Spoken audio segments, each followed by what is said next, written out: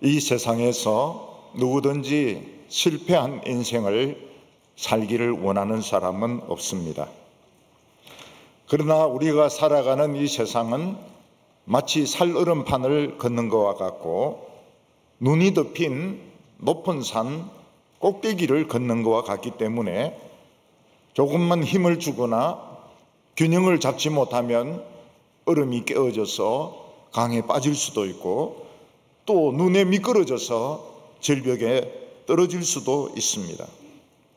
어떻게 하면 이 살얼음판 같은 이 세상을 우리가 강에 빠지지 않고 건너갈 수 있을까?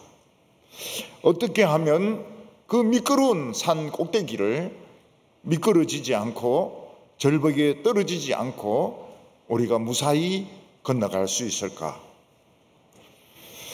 예수님께서는 너무나도 생생한 비유를 통해서 우리의 상상을 초월하는 너무나도 생생한 비유를 통해서 이걸 설명하셨습니다. 어떤 사람이 공사판에서 일을 하다가 사고가 생기게 되었습니다. 그래서 큰 기둥이 떨어져 가지고 그 사람 눈에 박히게 되었습니다. 그 사람은 피를 철철 흘리면서 앞을 전혀 지금 보지 못하고 있습니다. 그 사람이 할 수 있는 일은 무엇입니까? 아직 살아있는 동안 빨리 앰뷸런스를 불러가지고 병원에 가서 이 말뚝을 뽑고 남은 눈이라도 살리고 죽지 않도록 치료를 받는 것이 그가 해야 될 일일 것입니다. 그런데 이 사고를 당한 이 사람이 고집이 굉장히 센 사람인 겁니다. 눈에 이 기둥이 박혔는데도 상관하지 마라 그러면서 병원에 안 가고 피를 막 흘리면서 다른 사람 하는 일을 막 간섭한다면, 너는 그런 식으로 일을 하니까 늘 실패하는 거야. 너는 왜 그런 것을, 타이르를 왜 그런 식으로 빨라? 너는 전깃줄을 왜 그런 식으로 연결해? 얼마나 이 사람이 용기가 있든지 말뚝을 받고 피를 막 흘리면서 다른 사람 일을 막 간섭을 하는 것입니다. 그 사람은 실패한 사람입니다. 그 사람은 살얼음판에 깨어져 가지고 강에 빠진 사람이고, 그 사람은 절벽에서 떨어져 가지고 중상을 입든지 죽은 사람인 겁니다. 왜냐하면 그는 앞도 보지도 못하고 말뚝은 박은 채로 자기 자신이 지금 죽어가고 있는데 다른 사람의 일을 간섭하고 있는 것입니다.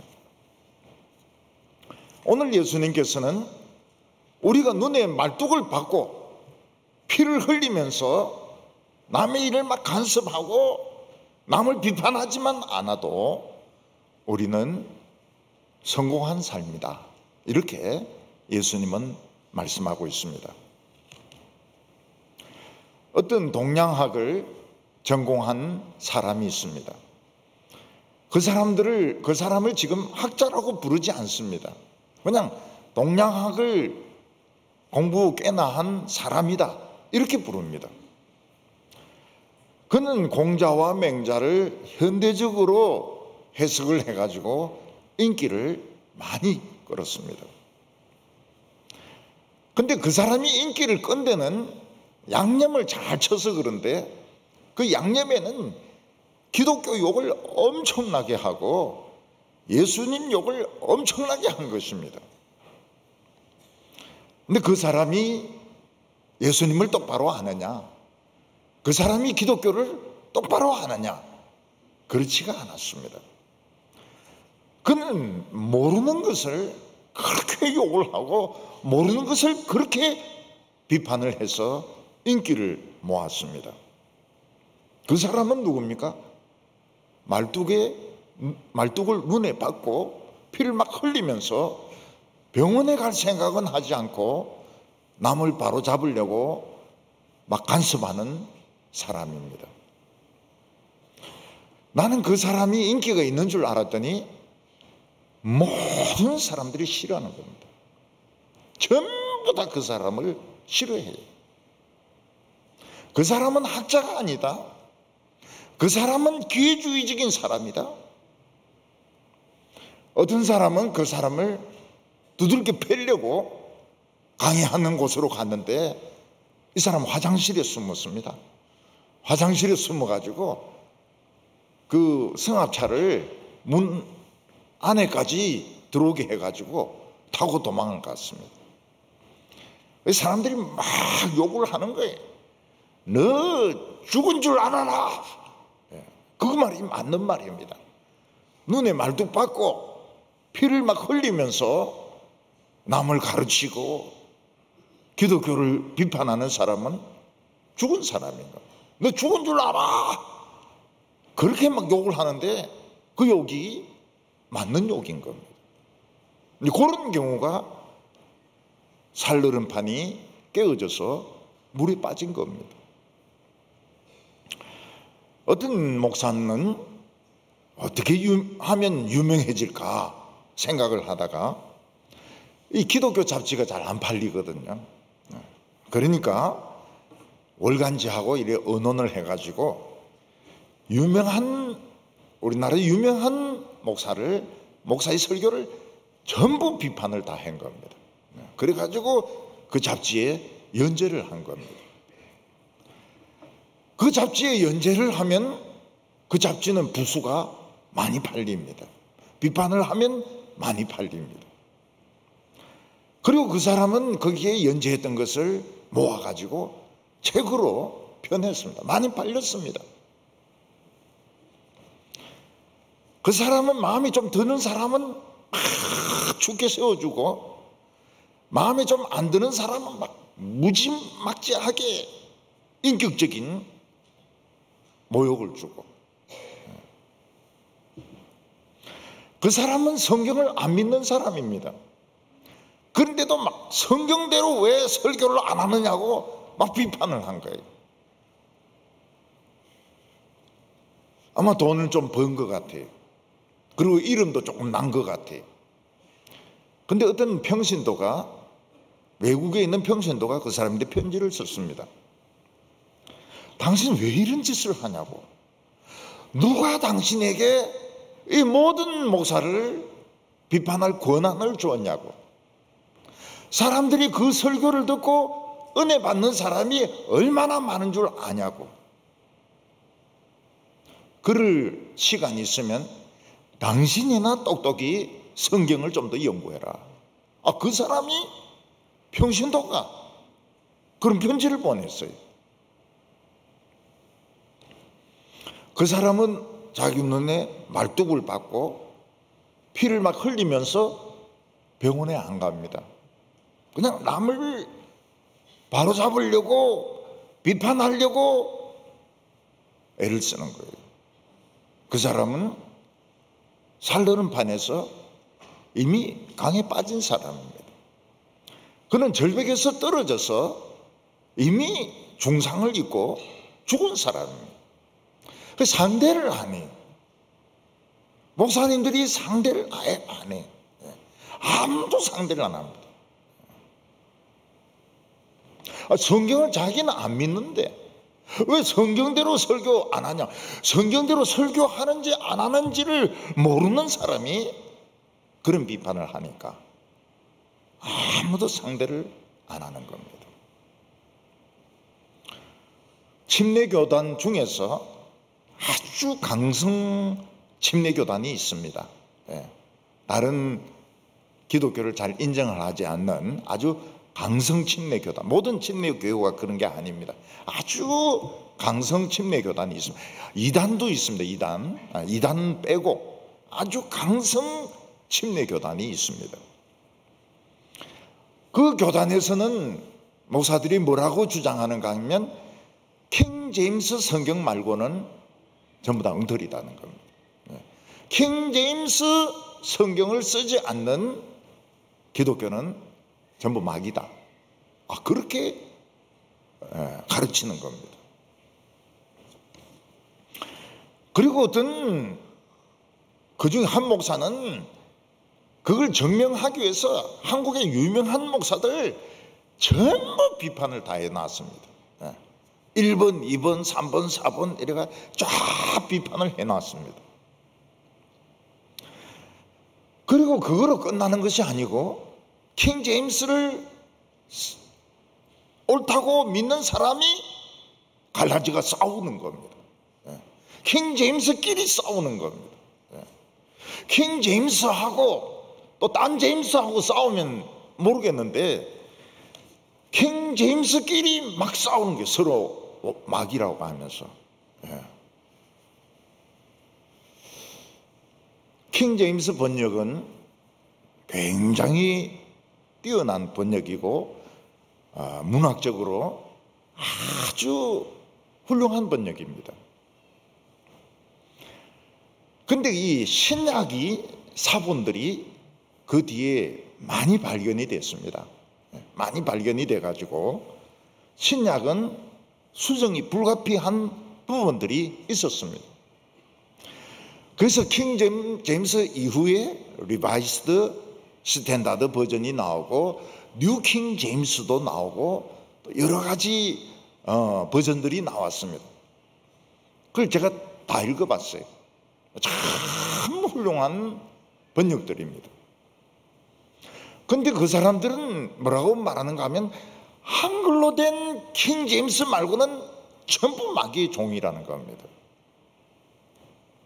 사실 그 침례교 교단은 작아요. 작고 너무 강성이라서 딴 교단이 교류를 안 합니다.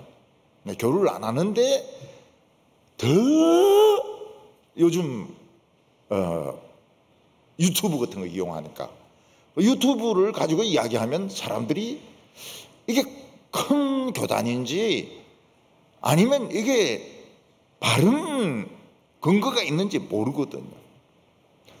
그리고 그 전에 정부를 막 비판하면서 보수에 싹 끼가지고 이름을 굉장히 많이 높인 겁니다. 자기 이름을 많이 팔았어요. 그 신학은 어떤 신학입니까? 신학자 목회자는 눈에 말뚝을 받고 피를 막 흘리면서 병원에 안 가고 남 막 간섭하고 지적하는 사람. 이미 강에 빠졌어요. 이미 산에서 떨어졌습니다. 이미 실패한 인생입니다. 요즘 엄마들은 애를 하나 낳든지 둘 낳든지 하나나 둘 낳아가지고 애들을 막 끔찍하게 사랑합니다. 애들을 막 그렇게 잘해줄 수가 없어요. 돈은 있지요. 애들은 하나나 둘밖에 안 되죠. 우리 어렸을 때는 애들은 많죠. 돈은 없죠. 우리는 인간이 아니었습니다. 사람 취급을 못 받았어요. 그런데 지금은 어린이들이 사람이 아닙니다. 사람을 넘어서 가지고 거의 뭐 왕자 같은 왕자 파스나 뭐 이런 공주 신데렐라 같은 이런 뒤집을 받고 있는 겁니다. 애들이 학교에서나 어린이집에 가서 좀 불만이 있지 않습니까? 뭐 선생님이 뭐 자기를 뭐 세워뒀다든지 또는 뭐 떠들지 말라고 했다든지 또 싫어하는 반찬이 나왔다든지 그걸 이제 집에 가서 이제 엄마인데 막 떠들어대는 거예요.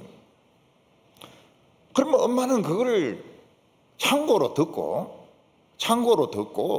애들이 하는 말을 다 들으면 어떻게 됩니까? 그걸 참고로 듣고 그냥 지켜보든지 아니면 뭐 선생님하고 한번 조용히 이야기하든지 이래야 되는데 당장 전화를 걸어가지고 우리 애가 어떤 애인 줄 아냐고, 뭐 우리 애를 왜 그렇게 학대를 하냐고 막 소리를 지르고, 그러니까 이 선생님들이 자살을 해버리는 거예요. 많습니다, 그 자살한 사람들이. 남의 말을 들어보지도 않고 구체적인 사정을 보지도 않고 그냥 자기 생각만 가지고 애가 하는 말만 듣고 막 우리 왕자님을 우리 신데렐라님을 못 알아준다고 막 욕을 퍼붓는 엄마는 말뚝 받고 피 질질 흘리면서 전화하고 있는 겁니다. 그러니까 언어가 격할 수밖에 없는 거죠. 말뚝 때문에. 이런 인생이 실패한 인생입니다. 이거를 조심하면 실패 안 한다는 겁니다. 말뚝 받고 피 흘리면서 남 막 욕하고 손가락질하고 자기가 제일 잘났다고 생각하는 그런 짓을 안 하면 이거는 안 미끄러지는 거예요. 살얼음판에서 안 깨지는 겁니다. 요걸 예수님께서 우리에게 말씀하셨습니다. 그러니까 우리가 세상을 살아가면서 실패하지 않으려면 어떻게 해야 됩니까? 물론 말뚝이 눈에 박히면 안 되죠. 근데 눈을 좀 다치거나 이러면 빨리 병원에 가가지고 치료받고 앞이 안 보인다 그러고 이러면서 치료를 받고 겸손할 줄 알면 이 사람은 실패하는 사람이 아닌 겁니다. 오늘 첫 번째는 모르면서 남을 비판하는 사람들이 많다는 겁니다. 사람들이 사회생활을 하다 보면 무엇이 옳고 무엇이 틀린지 명확히 알면서 말하는 사람이 있는가 하면 정확한 건 모르면서 그냥 자기 기분만 가지고 또 다른 사람이 한 다리 건너서 전해주는 말만 듣고 막 비판을 하는 사람들이 있습니다. 되게 모르고 욕하는 사람들이 남에게 상처를 주고 자기를 망하게 하는 사람인 것입니다. 37절에 보면 비판하지 말라. 그리하면 너희가 비판을 받지 아니할 것이요. 정죄하지 말라. 그리하면 너희가 정죄를 받지 아니할 것이요. 용서하라. 그리하면 너희가 용서를 받으리라. 여기서 예수님께서 비판하지 말라 이렇게 말씀하신 것은 모든 것을 비판하지 말라 그런 뜻이 아닙니다. 이 세상에 틀린 것들이 많습니다. 오류들이 많고 잘못된 것들이 많습니다. 그런 것들은 비판함으로써 바로 잡혀지게 되고 또 사회도 바른 방향으로 나가게 되어 있습니다. 그래서 비판이 꼭 필요합니다. 근데 사람들은 어떤 내용 또는 어떤 사람의 행위 그걸 가지고 비판을 하는 것은 필요하지만 그 사람의 인격 자체를 두고 저 사람은 틀려먹었다, 저 사람은 어떻다, 인격을 두고서 비판하는 것은 이거는 죄라는 겁니다. 왜냐하면 사람의 인격을 판단하는 것은 하나님만이 하실 수 있는 것입니다. 우리는 다른 사람의 사정에 대해서 모르는 것이 너무 많습니다. 우리는 우리 자신에 대해서도 모르는 것이 많습니다.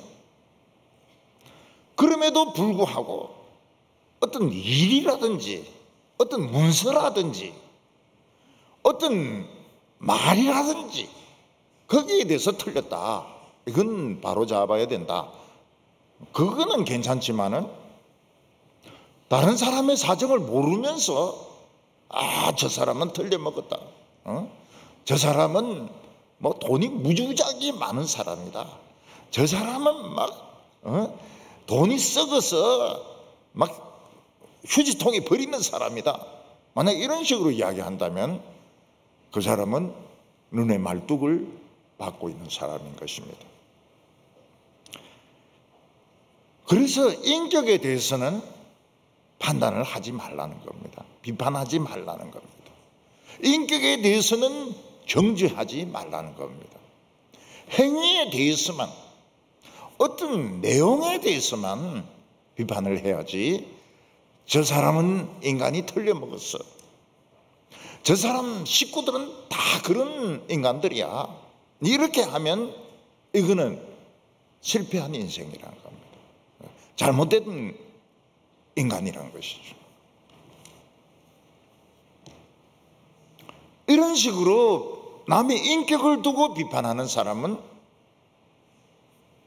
앞을 보지 못하고 있습니다. 자기 눈에 피가 막 흐르고 있다는 걸 모르고 있는 사람, 자기가 지금 죽어가고 있다는 것을 모르는 사람입니다.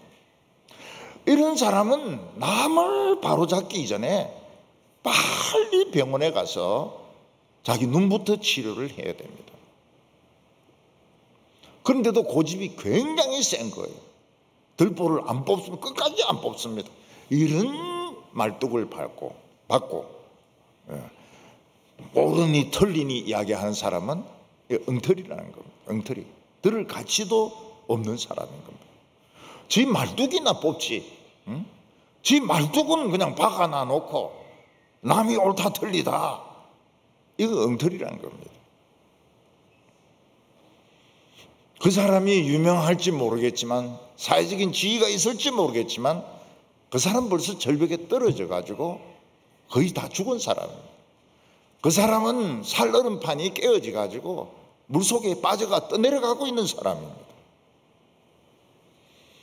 그 사람은 교만한 사람이고 하나님의 정죄를 받을 사람입니다.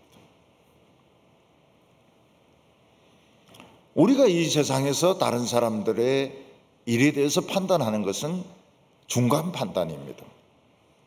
최종적인 것은 하나님이 판단하십니다. 그래서 우리는 어떤 부분에 대해서 좀 예민할 때는 나는 말하지 않겠다, 거기에 대해서 판단하지 않겠다, 이렇게 말하는 것이 옳습니다. 우리가 지금 옳다고 믿는 것들이 하나님 앞에 가면 그리 엉터리로 나타나는 게 많은 거예요.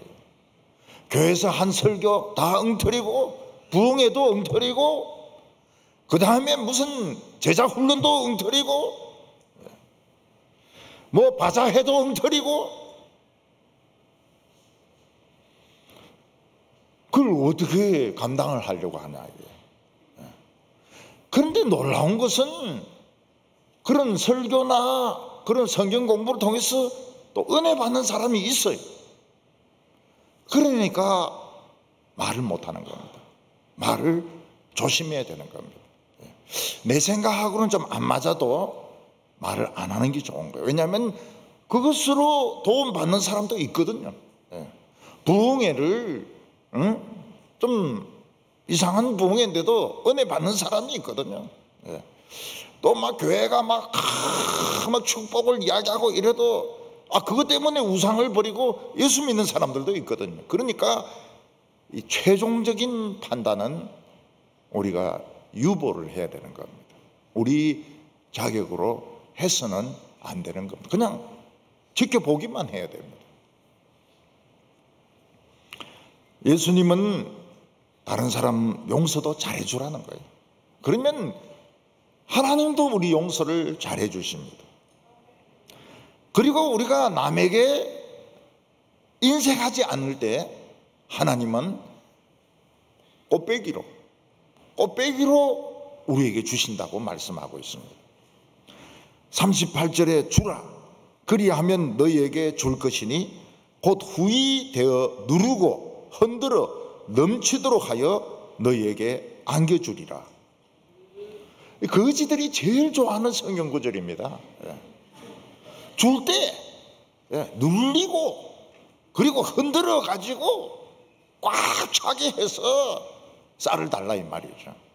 원래 그런 뜻이 아닌데 하나님이 우리에게 주신다는 건데 거지들이 이걸 외워가지고 요즘은 이제 거지들도 없죠. 전부 그 무료급식소 이런 데로 가니까 집집마다 돌면서 쌀 달라고 돈 달라고 하는 사람들은 없어졌습니다. 옛날에는 이 성녀들 중에서도 집집마다 다니면서 이 탁발하는 성녀들이 많았습니다. 그래서 주기 싫으면 우리 교회 가는데요 이러면 그냥 갑니다. 가든지 안 가든지 간에 우리 예수 믿습니다 이러면 가요. 우리가 다른 사람에게 인색하지 않으면 하나님은 어떻게 합니까? 막 꽃배기로 눌려가지고 또 흔들어가지고 막 빈틈없이 해가지고 안겨준다는 겁니다.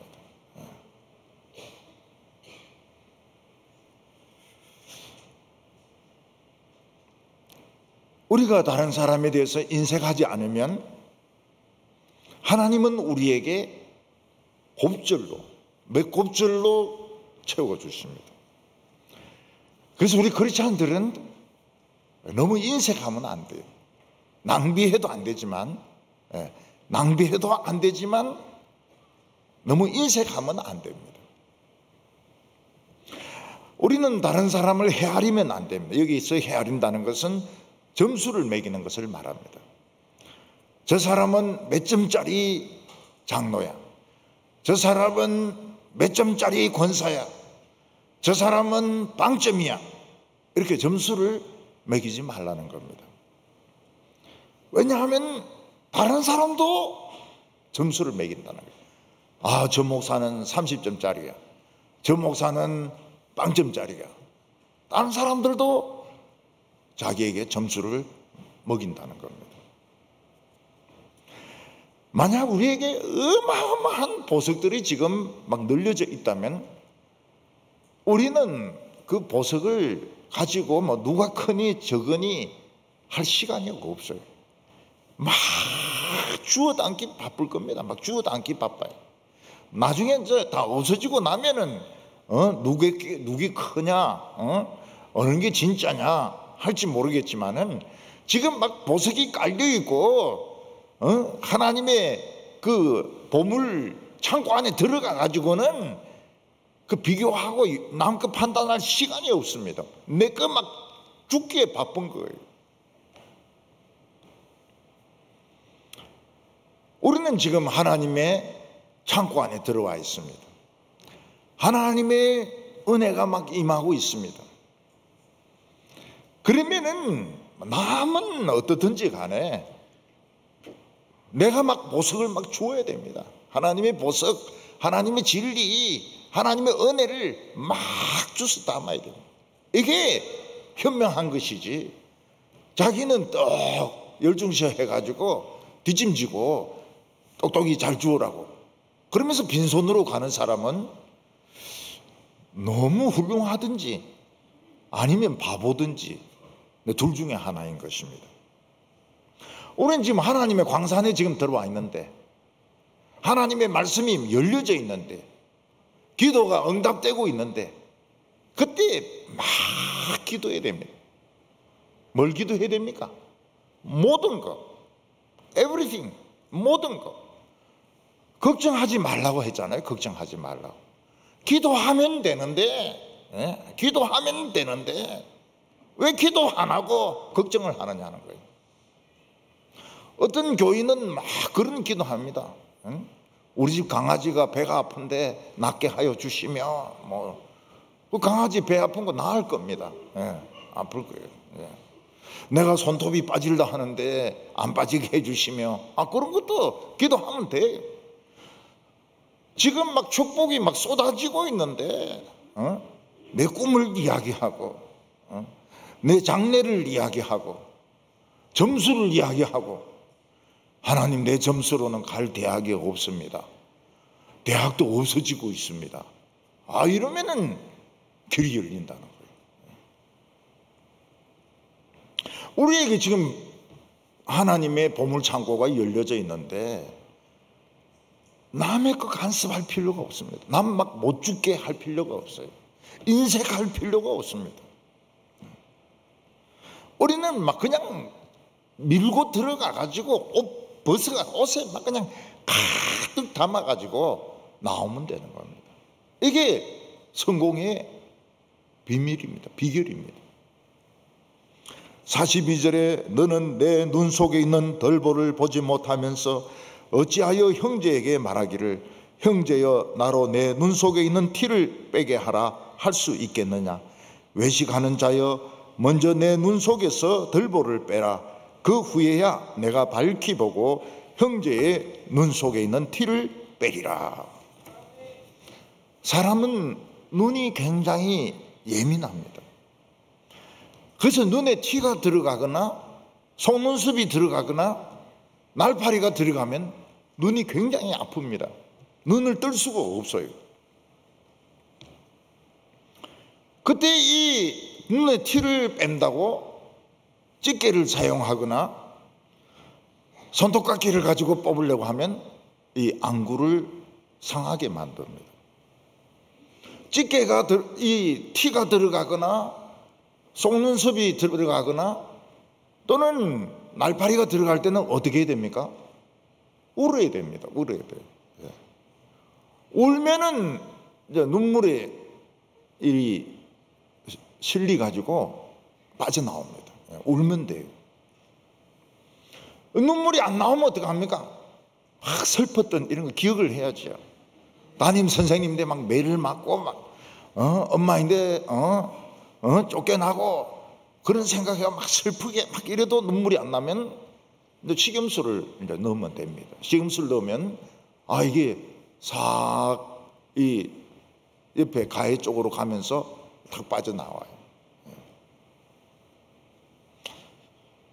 근데 어떤 사람은 보니까 덜보가 박혀 있는 겁니다. 눈에. 덜보는 천정을 지붕을 받치고 있는 기둥 아닙니까? 굉장히 두꺼운 게 눈에 박혀 있는 거예요. 그러니까 예수님도 참 비약이 심하긴 심해요. 예. 예수님도 우리가 잊어먹지 말라고 눈에 막 이런 말뚝이 박혔다 이래도 참 그런 사람이 있겠나 이런데 덜보가 박혀 있는 거예요. 예. 근데 그런 사람이 뭐라고 말합니까? 형제요, 눈에 티가 있구나. 내 빼줄게. 그럼 맡겨야 됩니까? 안 맡겨야 됩니까? 맡겨야 될까요? 안 맡겨야 될까요? 맡기면 안 됩니다. 뭐로 빼주려고 합니까? 불집게로 빼줍니다. 불집게로. 그래서 티는 안 빼고 눈알을 뽑아버려요. 왜냐하면 안 보이니까요. 식칼 가지고 도려냅니다. 맹인으로 만들어버려요. 티가 있는데 맹인으로 만들어버립니다. 우리 크리스찬들의 신앙의 문제는 전부 눈에 티와 같습니다.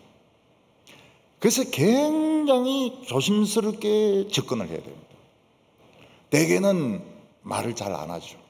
말을 잘 안 하고 그냥 기도만 해주고 왜냐하면 너무 예민한 부분이고 또 그냥 눈물만 흘리면 저절로 빠지는 거니까 아니면 병원에 가서 전문의인데 치료를 받아야 될 거니까 우리는 남의 신앙에 대해서 뭐라고 이야기를 잘 하지 않습니다.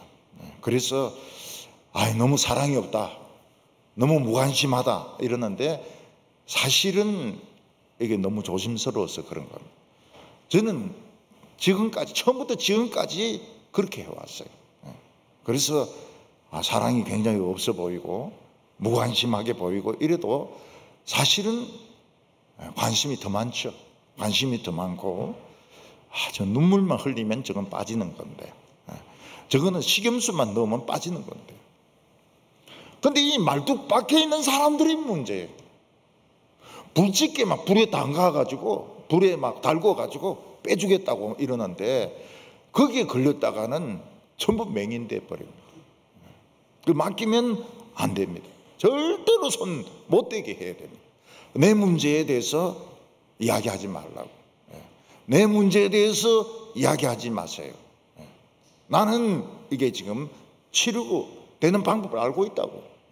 설교 듣고 한번 울면은 이거 다 빠져나가는 건데, 그거를 막 눕혀놓고 막 징하고 망치로 막 이래가지고 그 티끌을 뽑으려고 하면 눈도 없어져 버리고 얼굴도 없어져 버리고 전부 다 망쳐버리거든. 옛날에 어떤 교회 자매가 있었습니다. 이빨이 썩었어요. 이제 치과에 가서 뽑아야 되는데, 그 동네는 또 야매가 있는 거예요. 야매가 뭔가 하면 이제 엉터리 치과입니다. 엉터리 치과. 그 야매는 굉장히 싸게 뽑아준다는 거예요. 그래서 이 자매가 또 굉장히 사람이 순진해요. 그래서 그 야매인데 뽑았습니다. 여기가 썩었는데 여기 생이빨을 뽑아버린 거예요. 그래서 다시 치과에 가가지고 이걸 뽑았다는 겁니다. 이빨 2개 뽑았어요. 하나는 생이빨이고 하나는 썩은 거고, 이 야매는 멀쩡한 이빨을 뽑아버렸어요. 그러니까 이게 덜보가 박혀 있는 거죠. 덜보가 박혀 있는 거라고. 싼 게 이게 좋은 게 아니에요. 싼 게 좋은 게 아니에요. 싼 게 비지떡이다. 그걸 누가 말씀하셨는지 모르겠지만은 그 맞는 말입니다. 제대로 돈을 주고 이빨을 뽑아야 썩은 걸 뽑는데, 막 반값에 뽑아준다 이랬더만 엉뚱한 걸 뽑아버린 거예요. 오늘 2번째로, 맹인이 맹인을 인도하면 이건 실패한 인생이 되는 겁니다. 맹인들이 이제 여러 명이 어디를 가야 될 때가 있습니다.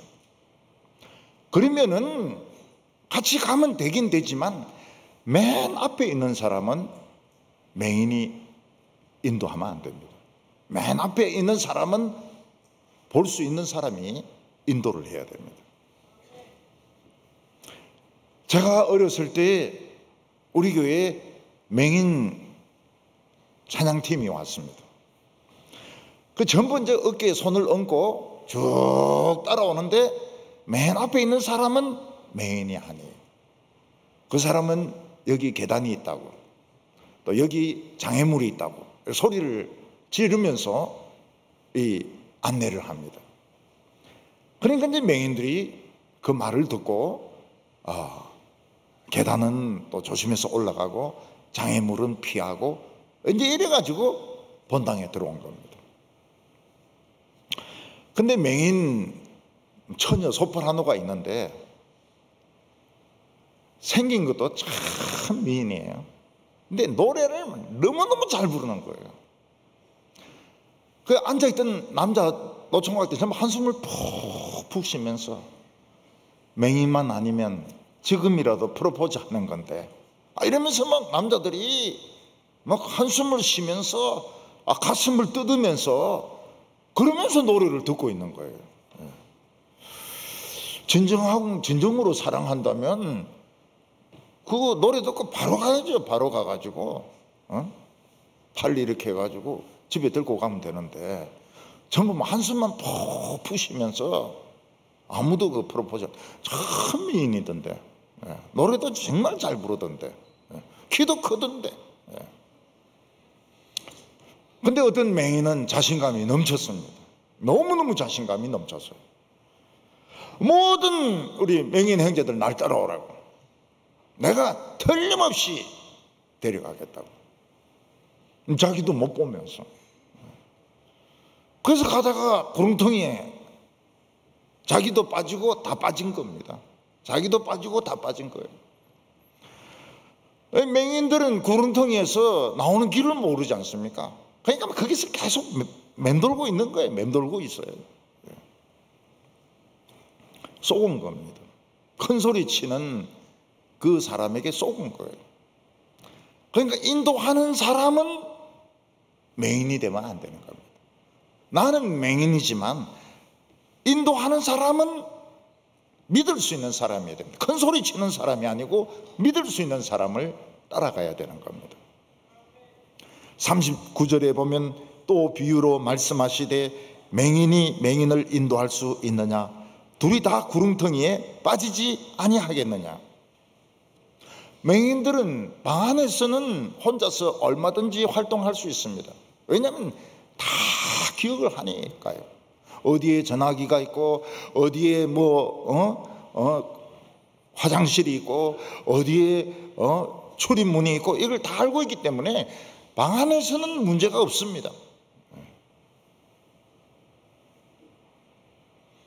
제가 어렸을 때 유치부 때 어느 교회를 갔습니다. 그때 유치부부터 다녔는데 그 유치부가 잘 돼 있었어요. 저는 그 교회를 일찍 갔습니다. 왜냐하면 집에 있어봐야 뭐 특별한 일도 없고, 이제 교회 일찍 가가지고 이제 마당에서 어스렁거리는 거죠. 근데 그 시장이 하나 있는데 그 시장에서 항상 구걸하는 거지가 있었습니다. 맹인인데. 그래서 이러면서 돈 달라고 이런 사람이 있는데, 그 교회가 일요일 아침 식사를 꼭 그 사람인데 대접을 해요. 근데 제가 이 유치부 어린인데도 그게 보기가 굉장히 좋더라고요. 야, 이 교회는 이래야 된다. 교회는 구걸하는 맹인이지만 아침 식사를 독상으로 차려가지고 밥을 막 이렇게 꼬봉으로 담아가지고 이제 이렇게 주는 겁니다. 저는 이제 예배 시간도 남아있고 이러니까 그 앞에 이제 앉아가지고 먹는 걸 유심히 봅니다. 밥은 문제가 없어요. 밥그릇은 딱 왼손을 댑니다. 그래서 이제 숟가락으로 퍼먹어요. 문제는 시래기 된장입니다. 이게 이제 걸리는지 안 걸리는지 이걸 모르는 거예요, 이분이. 다른 것들은 그릇을 탁탁 치면 되는데 이 된장이 문제인 거예요. 그래서 이제 이 된장은 시래기를 손으로 건져가지고 먹더라고요. 그런데 참 인상적이었어요. 야, 참 교회가 참 저래야 된다. 저 맹인들, 저 맹인 거지, 그 바로 옆에 시장이거든요. 그 사람 저렇게 아침 식사 대접하는 거, 저 참 교회가 잘하는 거다. 아, 제가 어렸을 때 유치부지만은 굉장히 감명을 받았어요. 나중에 제가 그 교회 설교할 기회가 있었습니다. 그 이야기를 했어요. 내가 이 교회 출신인데, 이 교회 보통 출신도 아니고 대유치부 출신인데, 그때 그런 일이 있었다고. 아무도 감명을 받는 것 같지가 않아요. 미국의 어떤 소녀는 맹인입니다. 근데 내가 왜 남들에게 뒤져야 되나? 난 남들에게 뒤질 이유가 하나도 없다. 앞만 안 보이는 것이지 나는 얼마든지 다른 비장인과 같을 수 있다. 그 자전거를 탄 겁니다. 자전거를 전 속력으로 달린 거예요. 넘어졌어요. 이빨이 싹 다 나갔습니다. 이빨이 전부 다 부러진 거예요. 근데 이 청소년은 용기를 꺾지 않았습니다. 굉장히 열심히 공부했어요. 천문 물리학을 공부해가지고 유명한 학자가 됐어요. 왜냐하면 어차피 천문학은 안 보이는 거니까요. 수학으로 하는 거니까 어차피 천문학은 안 보이니까 아주 유명한 학자가 돼가지고 한번 보니까 타임즈에 그 애가 나왔더라고요. 근데 그때는 애가 아니죠. 근데 그놈도 참 성질이 대단해요. 그게 앞도 안 보이는 놈이 그냥 자전거를 타고 달리니까 그 이빨이 그게 성합니까 그게? 예수님이 말씀하시는 맹인은 두 가지 맹인입니다. 우선 첫째는 뭔가 하면 우리는 다 맹인입니다. 왜냐하면 미래를 모르지 않습니까? 우리는 내일, 1년 후, 2년 후 우리에게 무슨 일이 일어날지 아무도 모릅니다. 그래서 우리는 맹인을 욕할 기회가 없어요. 우리가 맹인입니다. 이걸 인정을 해야 돼요. 하나님, 우리는 1년 뒤에 내 모습, 2년 뒤에 10년까지 갈 것도 없습니다. 내 모습을 모릅니다. 어떤 장로님들 수련회 가니까 장로님들이 목사님 2년 뒤에 강사로 오십시오. 약속해 주십시오. 꼭 오셔야 됩니다. 그래서 제가 대답했습니다. 2년 뒤에 내가 있을지 없을지 나 모른다 그랬어요. 모른다. 2년 뒤에 내가 어디 있을지도 모르고 내가 여기 세상에 있을지 없을지도 모르는데 왜 2년 뒤에 거를 가지고 약속을 받으려고 하냐고. 약속 못한다 그랬죠. 우리는 다 맹인입니다. 우리는 우리의 미래를 모릅니다. 내일 일을 모릅니다. 연말에 어떤 일이 일어날지 모릅니다. 우리 아무것도 몰라요. 그래서 우리는 예수님을 따라갈 수밖에 없습니다. 앞을 볼 수 있는 분은 예수님밖에 없거든요. 예수님은 미래를 보십니다. 우리는 못 봅니다. 그래서 예수님 말고 어떤 학자를 따라가고 정치인을 따라가고 전부 망합니다. 전부 이거 살얼음판에서 강에 빠져 죽어요. 뭐 전쟁하자 다 빠져 죽습니다. 전쟁하자 다 빠져 죽어요. 바람과 함께 사라지다 거기 보면은 그 스칼렛이 그렇게 이야기합니다. 이 빌어먹을 전쟁이 옛날에 같이 춤추고 연애하던 남자 다 죽었다는 거예요. 다 죽었다고. 이 스칼렛인데 중요한 거는 전쟁이 아니거든요. 춤추고 노는 거거든요. 그 쌍둥이 그놈도 죽었고 뭐 누구도 죽었고 싹 다 죽어버렸다는 거예요. 빌어먹을 전쟁. 그러니까 미래를 모르는 거예요. 우리는 다 맹인입니다. 그래서 예수님 손잡고 조심조심 따라가야 됩니다. 굉장히 조심해야 돼요. 불법은 피하면서 그리고 어려운 일 당했을 때 절대로 원망하면 안 돼요. 합력해서 선을 이루느니라 믿어야 돼요. 이거는 선을 이루는 과정이다. 믿는 자에게 능치 못함이 없느니라. 그거보다 더 좋은 말씀이 어디 있습니까? 믿는 자에게 능치 못함이 없느니라. 그 좋은 말씀이죠. 우리의 막 천재되게 해주십시오. 너무 막 세게 기도하면 또 애가 약간 이래 될지 모르요. 너무 머리가 좋아지면은 적당하게 천재되게 해달라고. 탐욕스럽게 막 이렇게 기도하지 말고요. 적당하게 분수에 맞게 막 너무 욕심내 가지고 막 억만장자 되게 해주십시오. 하나님이 네가 그릇이나 되나? 그거는 응답 안 되는 게 맞는 겁니다. 우리는 사람 따라가지 않습니다. 저도 청년 때 따라가고 싶은 사람들이 있었어요. 그때 한창 인기를 끌던 목회자들 뭐 이런 유명한 사람들이 있었습니다. 하나님이 다 막아버렸어요. 한 사람도 못 따라가게 만들어버렸어요. 그래서 어쩔 수 없어서 혼자 성경을 밑바닥부터 판 겁니다. 밑바닥부터 팠어요. 근데 그게 맞는 방법입니다. 나중에 보니까 그 사람들이 오류가 있고요. 나중에 보니까 욕도 많이 얻어먹어요. 욕도 얻어먹고 그때 사실은 과대평가된 부분들이 있었던 겁니다. 우리는 맹인들입니다. 미래를 몰라요. 그거 인정해야 됩니다.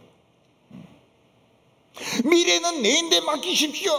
그거 말뚝박은 놈입니다. 절대로 쏘면 안 돼요. 미래는 우리는 모릅니다. 또 우리는 성경에 있어서 사실 맹인입니다. 물론 성경에는 우리가 아는 말씀도 많이 있습니다. 근데 이 말씀 속에 있는 그 고속도로, 그 금맥, 그걸 과연 찾았느냐? 그걸 진짜 그걸 찾았느냐? 아니면 성경책 그냥 사놓고 있느냐? 맹인들이죠. 거의 맹인들이죠. 그래서 뭐 아무 설교나 해도 아멘입니다. 아무 설교나 해도 아멘이에요. 엉터리 설교해도 재밌으면 막 아멘입니다. 우리는 지금 성경에서 핵심적인 이 금맥을 찾고 이걸 캐내고 있느냐? 이걸 지금 파고 있느냐? 그렇지 못하면 맹인이죠. 맹인이죠. 많은 목사님, 전도사는 맹인이죠. 맹인이죠. 저는 전도사 때 교인들이 설교 잘한다고 했습니다. 그래서 그런 줄 알았어요. 근데 어느 날 보니까 불행하게도 맹인인 거예요. 그래서 하나님께 그 기도를 드렸습니다. 눈을 뜨게 해달라고. 성경에 눈을 뜨게 해달라고. 오래 걸렸습니다. 오래 걸렸어요. 근데 아직도 이해가 안 되는 말씀들이 있어요. 아직도 많아요. 아직도 왜 이렇게 적혀 있을까? 왜 이렇게 적혀 있을까? 왜 예수님은 이렇게 말씀하셨을까? 아직도 모르는 부분들이 많이 있습니다. 그래서 목사님들마다 그 길을 찾으려고 막 프로그램들 막 배우고 이러는데 프로그램이 많으면 많을수록 길을 모르는 겁니다. 프로그램이 무슨 필요가 있어요? 그냥 성경이면 충분하죠. 성경이 프로그램이죠. 맹인이 되어서 맹인 따라가면 어떻게 됩니까? 다 구렁텅이에 빠집니다. 인도자만 빠지는 것이 아니고 따라가는 사람도 다 따라갑니다. 열차가 탈선하듯이 전부 다 구렁텅이에 다 빠집니다. 그래서 그걸 알아야 됩니다. 이분은 성경을 알고 설교하는가, 모르고 설교하는가, 웃기려고 설교하는가, 인기 끌려고 설교하는가, 그거 판단이 안 되면 빠져 죽는 겁니다. 살얼음판에서 깨져가지고 다 떠내려 죽어요. 40절에 보면 제자가 그 선생보다 높지 못하나 무릇 온전하게 된 자는 그 선생과 같으리라. 제자는 누구를 잘 만나야 됩니까? 선생을 잘 만나야 됩니다. 선생을 잘 만나야 돼요. 미분, 적분, 그리고 물리, 화학, 지구과학, 영어, 독일어 어려운 이유가 뭡니까? 선생님이 몰라서 그런 거예요. 모르면 모를수록 어렵게 가르칩니다. 어렵게 가르쳐요. 옛날에 보면 이 경기고등학교 이런 데는 서울대를 막 200명씩 많이 들어갈 때는 막 300명씩 막 들어가고 이렇거든요. 왜냐하면 그 선생님들이 보통 실력자들이 아니에요. 보통 실력자들이 아니에요. 딱 꿰뚫고 있는 겁니다. 영어, 수학, 과목마다. 그러니까 애들이 머릿속에 그냥 다 외워버려요. 다 외워버려요. 그래야 합격이 될 수 있습니다. 저 같은 경우에도 세계사 책 이런 거 다 쓸 수 있을 정도로 그냥 싹 다 외워버리니까 잘 가르치니까 머릿속에 싹 다 들어오는 겁니다. 그러니까 시험치도 요 답안을 요래 써가 되겠나, 안 되겠나? 그래가지고 창조적으로 이제 답안을 쓰는 거죠. 물론 선생보다 나은 제자가 있을 수 있습니다. 근데 그거는 정상이 아니죠. 선생님이 실력이 없는 거죠. 선생님이 제자 보고 너희인데 더 이상 가르칠 거 없다, 딴 데 가라. 그러면 선생님이 실력이 딸리는 겁니다. 여러분, 엉터리 선생님 만나면 피아노가 늘질 않아요. 매년 바이엘입니다. 바이엘 또 하고 또 하고 또 하고. 왜냐하면 선생님이 그 위에 거 잘 모르니까요. 영어를 배워야 되는데 영어를 문법책 아무리 해도 영어는 안 늡니다. 영어를 써야지 영어가 느는 것이지, 뭐 성문종합 영어 무슨 이거 한다 해가지고 영어가 느는 게 아니거든요. 외국 사람들 뭐 문법을 압니까? 문법 몰라요. 그 사람들 영어 들어보면 문법적으로 다 틀렸어요. 거의 틀린 거예요. 우리 같이 뭐 단수, 복수 뭐 이런 거 없어요. 그냥 대놓고 막 씹으리는 거예요. 그럼 알아들어요. 알아들어요.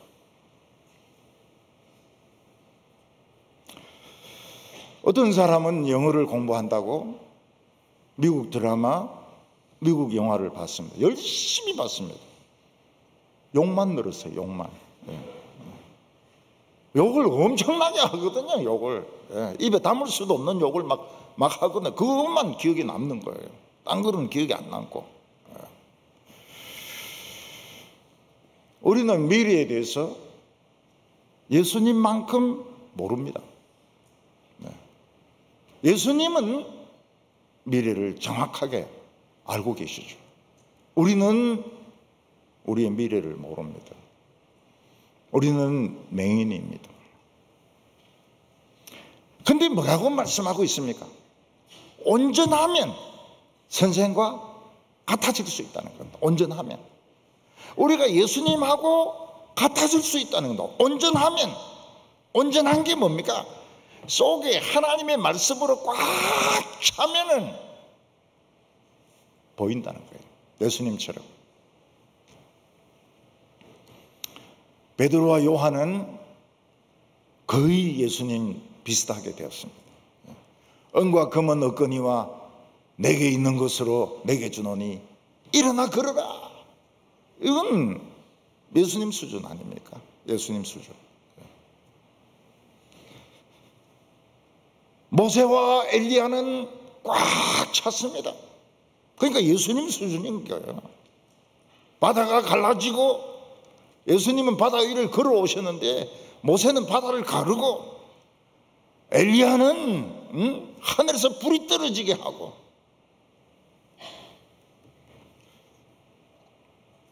우리가 속에 하나님의 말씀으로 꽉 차면은 이거는 성공한 겁니다. 성공한 거예요. 제가 몇 번 성경을 설교하면 꽉 찰까? 처음에 제가 부임했을 때 1번 반 정도 설교할 것 같다 그랬습니다. 26년 동안에 1번 반 설교할 것 같다. 근데 거의 그대로 되고 있어요. 거의 그대로 1번 반 정도. 4번쯤 하면 좀 찰 것 같아요. 찰 것 같아요. 한 4번 정도 설교하면. 1번 반 가지고는 선생님 따라가기에 택도 없죠. 그 신발을 들 수도 없죠. 1번 반 가지고는 어려워요. 근데 이제 교회 들락날락하고 금요일날 빠지고 수요일 빠지고 주일 저녁 빠지고 돌이라 해서 빠지고 뭐 그러면은 안 보이죠. 그러다가 말뚝 하나 탁 박히면 죽는 거예요. 성경 전체를 한 4번이나 5번, 그것도 굉장히 꼼꼼하게 아주 꼼꼼하게 정확하게. 그러면은 예수님처럼 될 수 있어요. 선생처럼 될 수 있습니다. 선생같이 피아노를 칠 수 있는 겁니다. 보통 내 피아니스트를 보니까 한 10시간 연습하는 것 같아요. 10시간. 10시간 연습하는 것 같아요. 아침 먹으면 연습실에 가가지고 하루 종일 그걸 매일 하는 거예요. 매일. 우리가 참 피아노 안 치는 걸 감사드려야 됩니다. 그게 사람이 할 일입니까? 그게 10시간씩 그냥 건반을 보면서 막 그 두드리는데 그게 인간이 할 짓입니까? 그게 아유, 못할 일이죠. 그 애니메이션 그림 그린 사람들 있지 않습니까? 애니메이션 그린 사람들. 근데 머리털 이런 게 돈이 많이 든대요. 머리카락. 라푼젤 이럴 때 라푼젤이 머리가 굉장히 길잖아요. 머리 이 긴 거가 기둥을 감기도 하고 막 올라가기도 하고 이러는데 이게 이제 비싸대요. 이게 비싸대요. 기술 자체가 머리털 같은 거 이런 게 어렵대요. 근데 그 사자를 그리는데 붓질을 몇 번 하느냐? 10,000번을 한다는 거예요. 10,000번을. 그러니까 참 진짜 생생해요. 눈에도 막 빛발이 서 있고 막 그 털도 막 살아 있고. 저는 막 바로 주님께 감사드렸죠. 애니메이션 화가가 아닌 거를 감사드렸죠. 세상에 쉬운 게 어디 있습니까? 세상에 예수 믿는 게 제일 쉽고요. 그보다 더 쉬운 게 공부하는 겁니다. 공부하는 거. 공부 잘한다고 폼 잡으면 그냥 때려버리세요. 무식한 놈이라고. 어디에 말이야 눈에 말뚝 박아가지고 말이지. 까부냐고 말이지. 이 세상에 밥 먹고 사는 게 얼마나 어렵다고요. 얼마나 어려운데. 호랑이 사자 한 마리 그리는데 10,000번 붓질을 한다는 거예요. 말씀으로 꽉 찰라 그러면 한 4번 정도. 왜냐하면 앞에 거 자꾸 잊어버리거든요. 목사는 유리합니다. 교인들은 앞에 설교 잊어버리기 때문에 계속 하면 되는 거예요. 계속 하면. 교인들이 그 바보입니까? 다 압니다. 다 알아요. 아, 이 사람 미천 떨어졌구나. 이 사람 미천 떨어졌구나.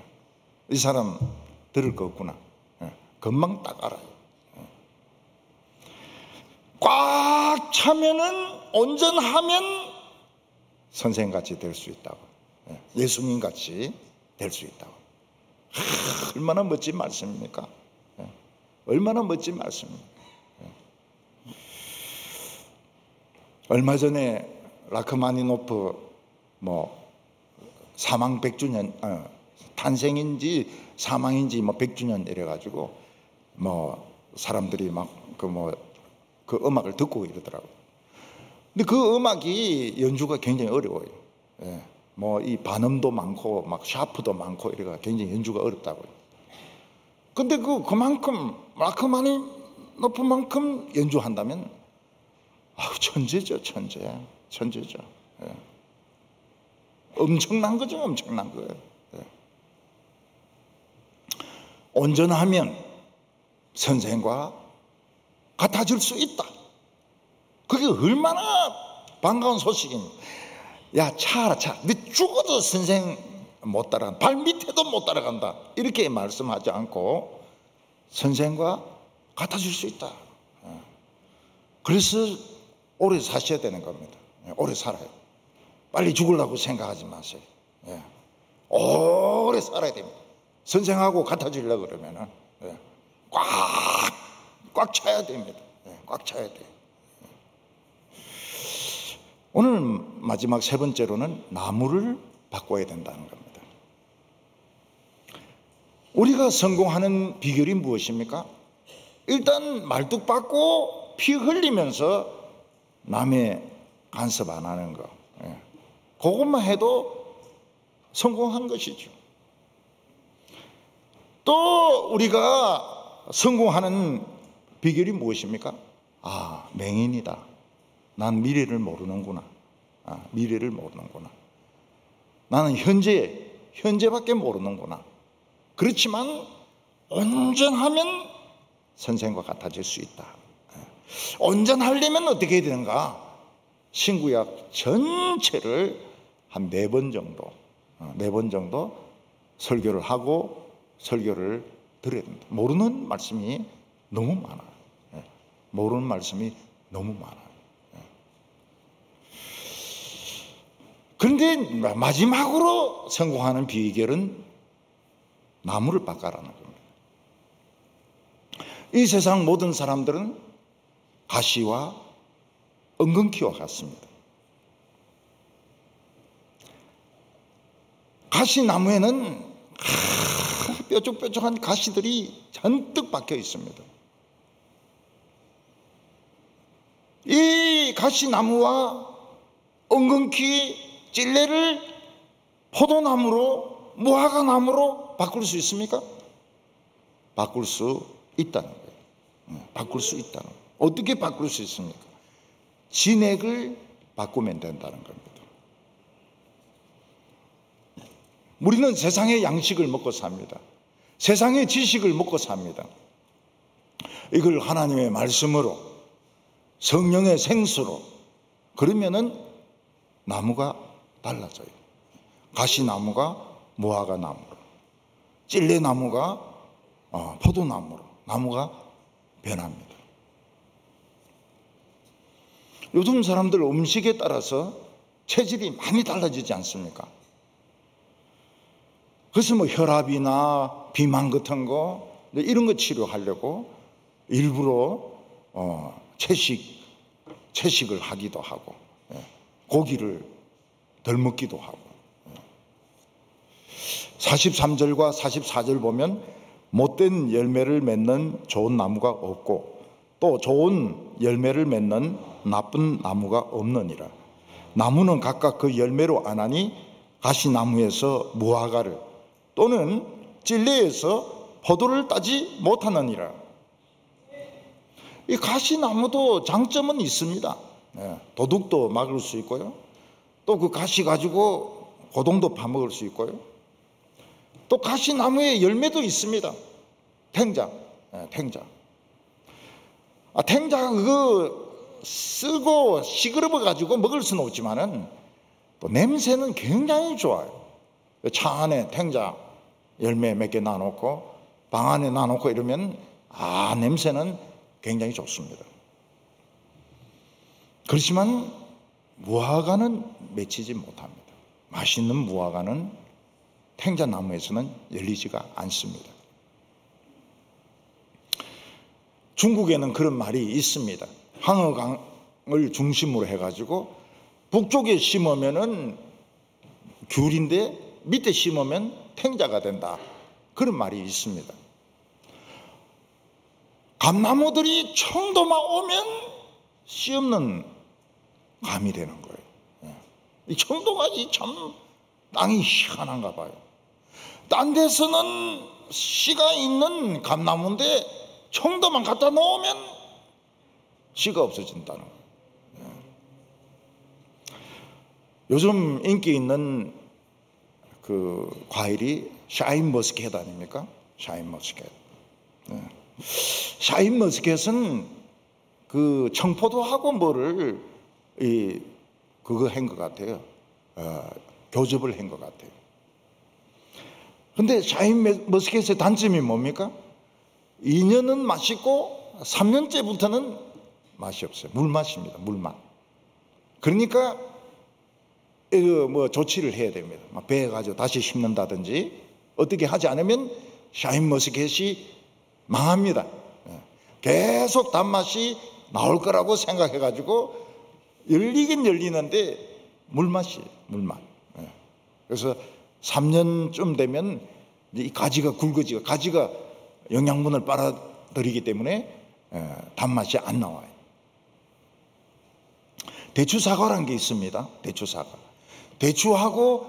대추나무하고 사과나무하고 접붙였는데 이 작은 사과 같은데 안에 대추 같은 맛도 나고 맛있어요. 대추사과 맛있어요. 여러분 찔레도 좋은 점이 있습니다. 찔레도 찔레꽃이 희지 않습니까? 희고 향기가 나요. 그리고 찔레도 열매가 맺힙니다. 빨간 거 조그마한 것들이 맺히는데 못 먹어요. 근데 요즘은 이제 한약재로 그걸 또 쓴대요. 찔레의 열매를 한약재로 쓴대요. 그렇지만 포도하고는 비교할 수가 없죠. 하나님의 말씀은 나무를 바꿉니다. 하나님의 말씀은 동물을 바꿉니다. 하나님의 말씀은 나무도 바꿉니다. 돌을 잡석을 보석으로 바꿉니다. 이리를 양으로 바꿉니다. 돌 감람나무를 참감람나무로 바꿉니다. 이게 하나님의 진액이 하는 것입니다. 얼마 전에 신문을 보니까 이 페이스북의 최고 경영자 저커버그가 티를 입고 있습니다. 그 우리가 입는 거하고 같은 건 줄 알았어요. 5,000원짜리인 줄 알았습니다. 그러니까 그 신문에는 이게 티가 40만 원 한다는 거예요. 40만 원. 그거를 스티브 잡스도 입었고 뭐 팀 쿡도 입고, 그래서 그 티셔츠가 부자들 교복이라 그래요. 부자들은 다 입으니까요. 그 왜 그래 그 40만 원씩 하냐? 캐시미르 염소의 가슴에 있는 털을 뽑아가지고 짜는데, 그 티셔츠 하나 만드는데 한 5마리, 6마리 정도 잡아야 된다는 겁니다. 우리는 5,000원 주고 입는데 똑같이 생긴 거를 그 사람들은 40만 원에 사 입어요.